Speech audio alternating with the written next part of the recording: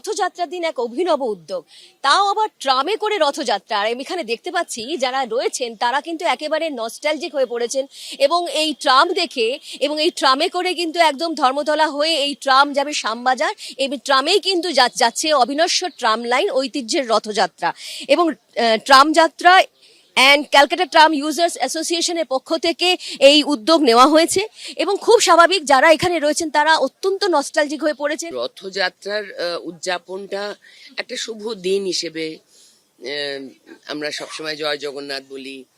তো বাঙালির একটু জগন্নাথের প্রতি ভয়ানক ভালোবাসা আছে, সব ব্যাপারেই খালি পুরী যায় জগন্নাথ দেখতে। তো সেটার সাথে হয়তো এটাকে কানেক্ট করা হয়েছে। বাট আমার সারা জীবনই ট্রামটা একটা খুব স্পেশাল একটা ইমোশন। আপনার কেন মনে হলো যে ট্রামে একটা অর্গানাইজ করা দরকার? ট্রামটাকে আমরা বেছেছি এই জন্যে, ট্রামটাকে কলকাতার চ্যারিয়ট মনে করি আমরা। একটা মিল আছে চ্যারিয়টে, কি হয় সব শ্রেণীর লোকজন তাতে আসে, রথে করে নিয়ে যায় স্পেশাল অকেশনে। সিমিলারলি ট্রামটাও কিন্তু তাই করে।